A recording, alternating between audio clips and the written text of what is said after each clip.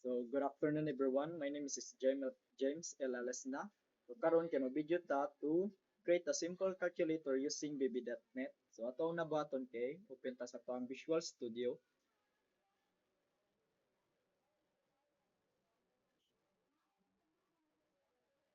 Then, create new project.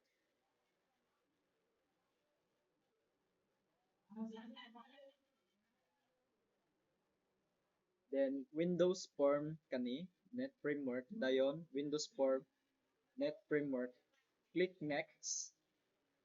Then, mo default lang itong gamiton nga name. Click Create.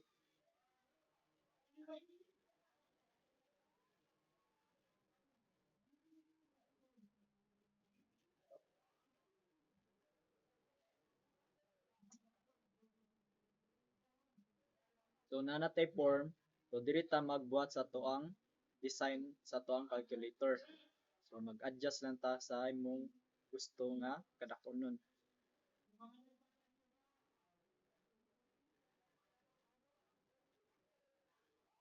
So diri sa among left side sa imong laptop or PC na siya toolbox, diri ka mag-search sa nga tool imong gamiton.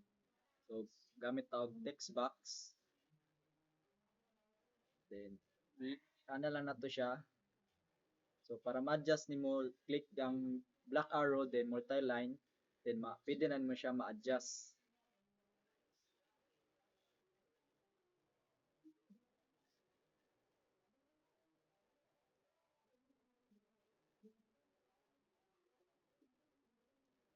So yung toolbox again, button,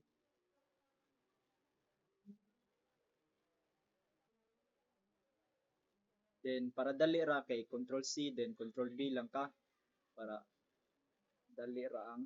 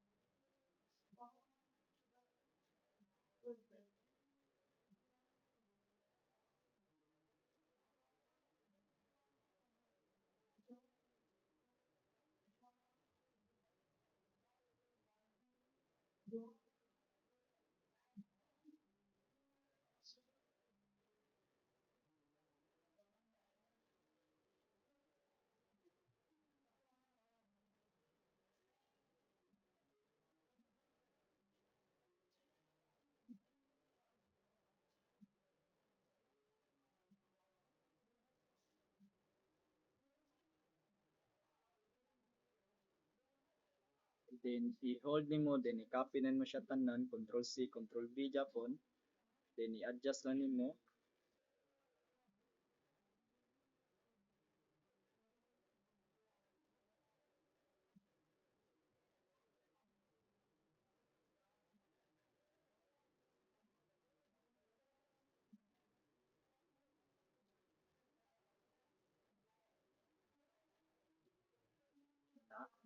Dayon nakabutan to sa tong button kay mag rename na lang ta. So tan-aw ra ka diri sa imong properties then pangitanon mo text nya mag-rename ra ka sa imong ibutang nga gusto nga text sa imong button.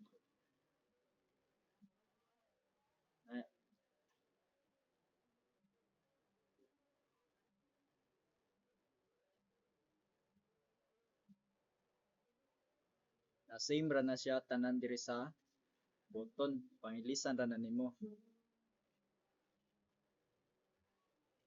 So diri nga process dapit kay medyo dugay gini siya.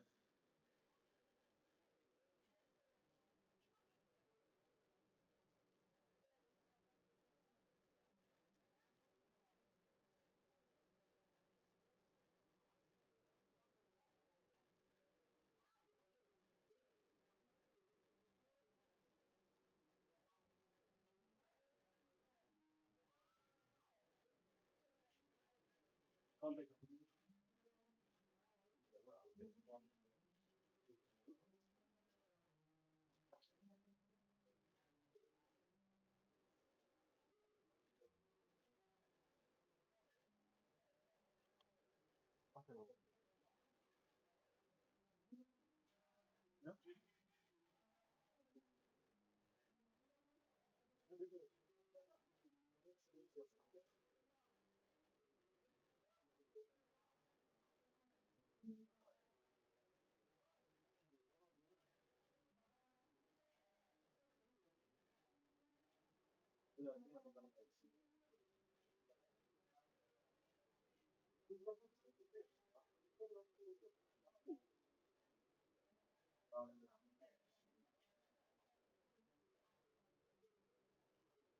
siya, x squared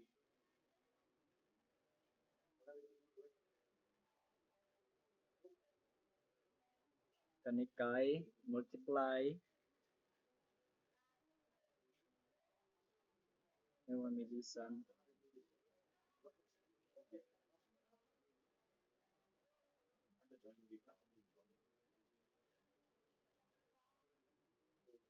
kani nga button kay mo nito ang square root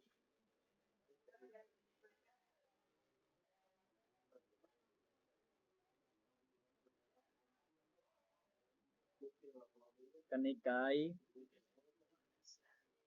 minus kani kay 1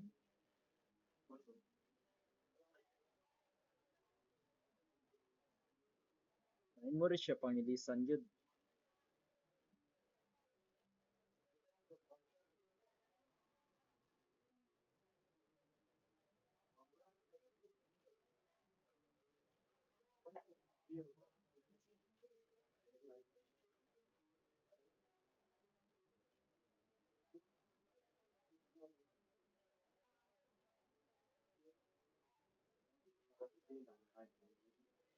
So nahuman ta design sa to ang calculator dayon para maka access ta sa to ang pag-program kay mo double click lang ta sa to ang form.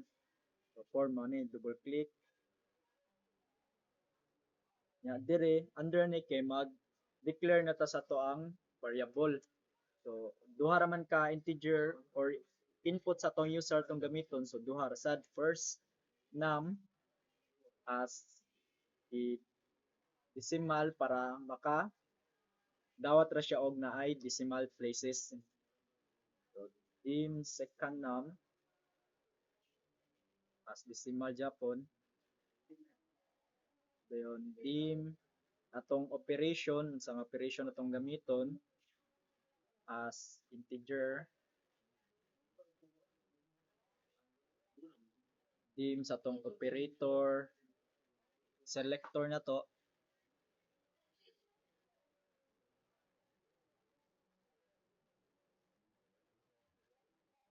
operator selector as boolean nato i-set sa value niya nga false. Ayan, dim temporary value as double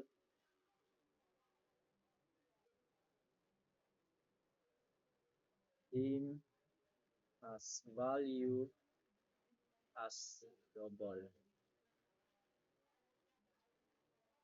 So manata sa to ang form then proceed ta sa to ang text box double click ra nimo then wala ram tay butangan na so ang kaning mga numbers kay double click ra na nimo para makabuhat ka sa iyang program. So ang program di ani sa ato ang kaning ma-set nimo siya sa unsa nga number kay butang ra ka og kani nga code if ato ang name sa ton text box kay usa ra man so text box 1 dayon dot text text dayon 0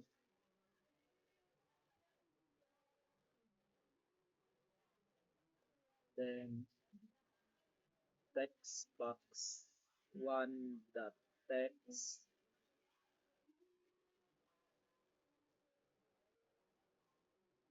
is plus or equals to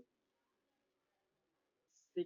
Ano itong ipindot kay button 4 man, so 7. So 7 na ito ibutang. Ano siya? 7.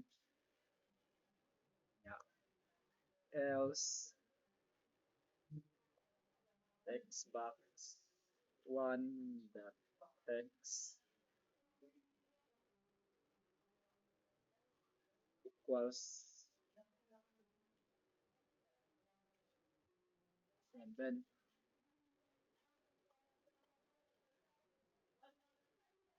Dayon, and if.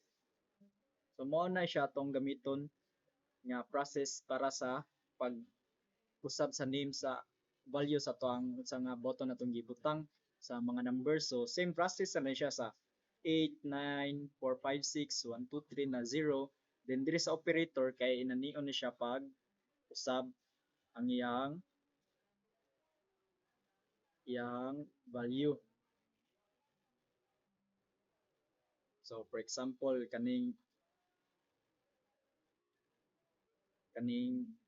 na exponent, so butang ka declare ta first num equals text box 1 dot text equals to 0.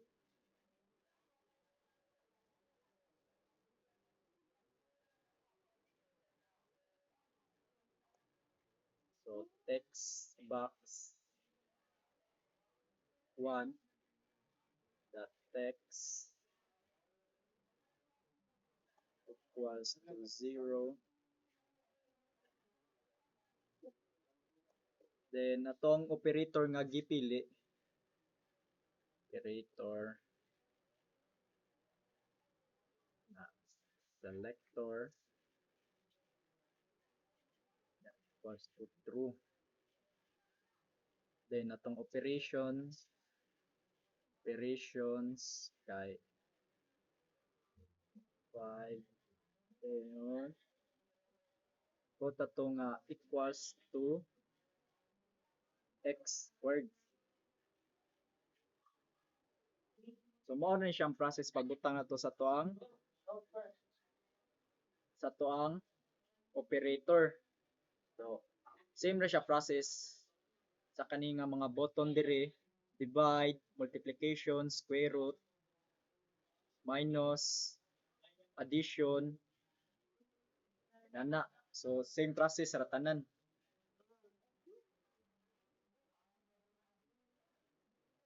So so nato nahuman na same ra to man process tanan, so nahuman na tanan. So ato i-try kung sakto ba. So start.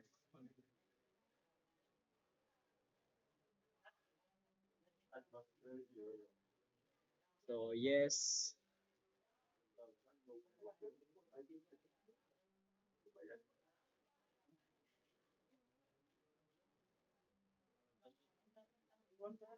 So butang nato 7 plus 3 equals to 10, sakto ra. So para mag ana ka balik i-clear ani mo pinduton mo clear dayon mag try na to balik 7 minus 3. So kung gusto ka mo delete og kaning gi-input nimo kay pinduton ra nimo ang back or backspace. So back, so ilis ka og number 6. So equals negative. So clear na pug kabalik. Then try na to lain buta 6 multiply by 3 equals to 18. Clear na pud balik. Then 8 to 1. So mo na to ang simple calculator. So I hope nga namoy na katunan and thank you.